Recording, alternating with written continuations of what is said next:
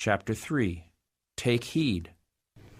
The following was addressed to two brethren at blank, but being applicable to many, it is here given for the benefit of the church.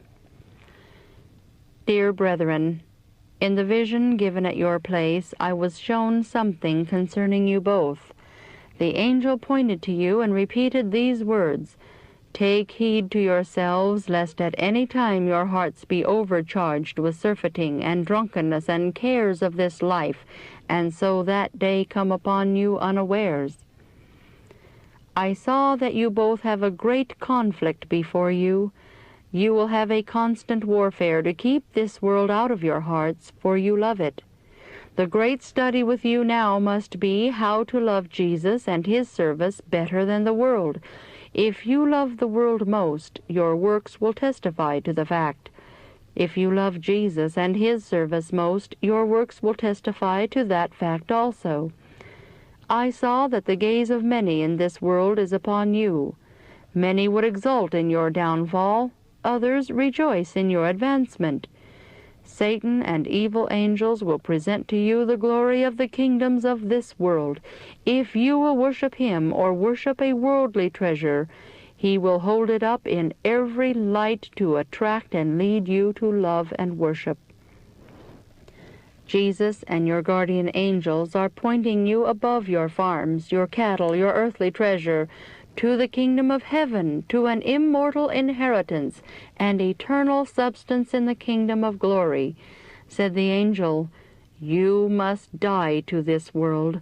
Love not the world, neither the things that are in the world. If any man love the world, the love of the Father is not in him."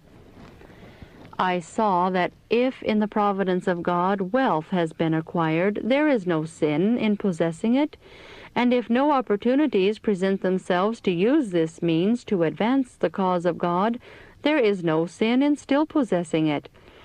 But if opportunities are presented to the brethren to use their property to the glory of God and the advancement of his cause, and they withhold it, it will be a cause of stumbling to them. In the day of trouble, that which was their hoarded treasure will be an offense to them.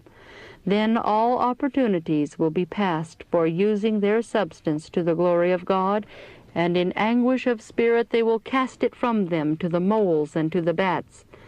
Their gold and their silver cannot save them in that day. It falls upon them with crushing weight, that an account must be given of their stewardship, what use they have made of their Lord's money. Self-love made them believe that it was all their own and they might want it all. But they then bitterly feel and understand that their means was only lent them of God, to be freely returned by being used to advance his cause. Their riches deceived them. They felt poor and lived for themselves, and at last they will find that the portion they might have used for God's cause is a terrible burden.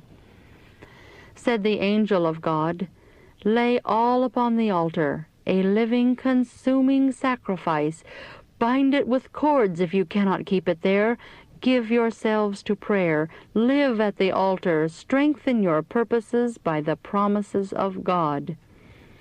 Sell that ye have, and give alms. Provide yourselves bags which wax not old, a treasure in the heavens that faileth not, where no thief approacheth, neither moth corrupteth. Lay not up for yourselves treasures upon earth, where moth and rust doth corrupt, and where thieves break through and steal, but lay up for yourselves treasures in heaven." I saw that if God had given you wealth above the plainest and poorest, it should humble you, for it lays you under greater obligations. Where much is given, even of a worldly substance, much will be required. Upon this principle you are bound to possess noble, generous dispositions. Seek for opportunities to do good with what you have. Lay up for yourselves treasures in heaven. I saw that the least that has been required of Christians in past days is to possess a spirit of liberality, and to consecrate to the Lord a portion of all their increase. Every true Christian has considered this a privilege, But some who have borne the name only have considered it a task. The grace and love of God have never wrought in them the good work, or they would gladly have advanced the cause of their Redeemer.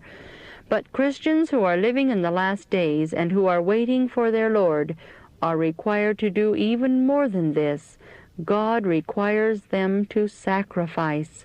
Said the angel, Jesus left a bright track for you to follow.